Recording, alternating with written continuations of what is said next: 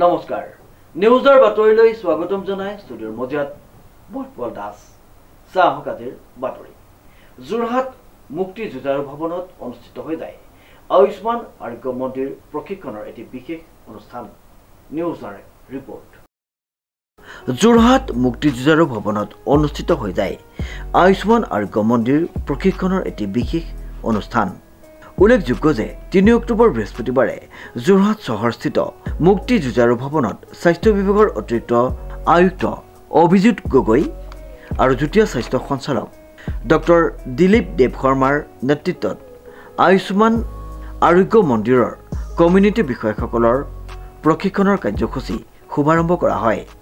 উক্ত সন্দৰ্ভত বিশিষ্ট চিকিৎসক ডক্টৰ ভক্তিময় ভট্টাচাৰ্যই এনেদৰে সাংবাদিকৰ আগত সদৰি কৰে স্বাস্থ্য বিভাগৰ অতিৰিক্ত আয়ুক্ত মহোদয় আৰু জিলা স্বাস্থ্য বিষয়া যুটীয়া সঞ্চালক মহোদয়ৰ নেতৃত্বত আজি আমি আয়ুষ্মান আৰোগ্য মন্দিৰৰ সকলো কমিউনিটি অফিচাৰসকলৰ এটা প্ৰশিক্ষণ কাৰ্যসূচী আৰম্ভ কৰোঁ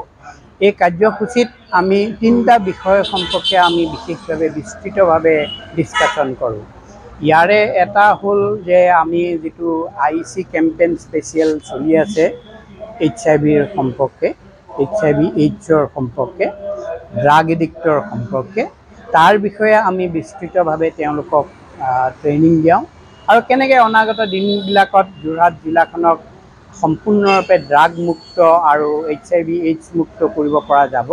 সেই সম্পৰ্কে তেখেতসকলক প্ৰশিক্ষণ দিয়া হয় কোনে প্ৰশিক্ষণ লৈছে প্ৰশিক্ষণ লৈছে আমাৰ জিলাৰ যিসকল আয়ুষ্মান আৰোগ্য মন্দিৰ আছে গ্ৰাছৰুট লেভেলৰ যিখন চিকিৎসা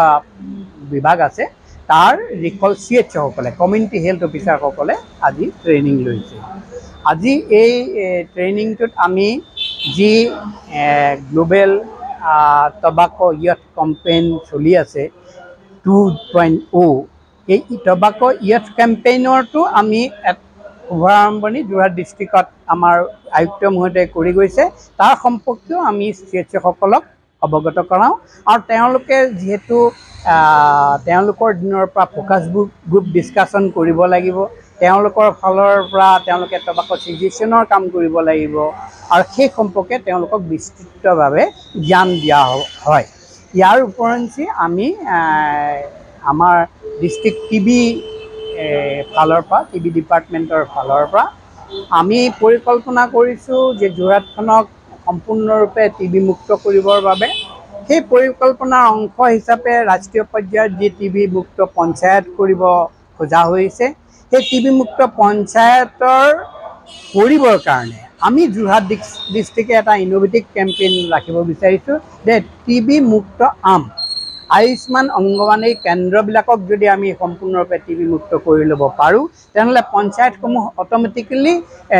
টিবি মুক্ত হৈ পৰিব সেইকাৰণে টিবি মুক্ত কৰিবৰ কাৰণে যিকেইটা ক্ৰাইটেৰিয়া আছে সেই ক্ৰাইটেৰিয়াকেইটা যাতে তেখেতসকলে ফুলফিল কৰিব পাৰে আল্টিমেটলি টিবি ফ্ৰী পঞ্চায়ত আমি গঢ়ি তুলিব পাৰোঁ আমাৰ ডিষ্ট্ৰিক্টত ইতিমধ্যে 13খন পঞ্চায়ত আমি টিবি ফ্ৰী কৰিছোঁ কিন্তু সকলো আম যাতে আমি কৰিব পাৰোঁ সকলো পঞ্চায়ত যাতে কৰিব পাৰোঁ এই বিষয়ে আমাৰ অতিৰিক্ত আয়ুক্ত মহোদয়ে আজি এই প্ৰগ্ৰেমটো আৰম্ভণি কৰে অনুপম বৰাৰ ৰিপৰ্ট নিউজ নাও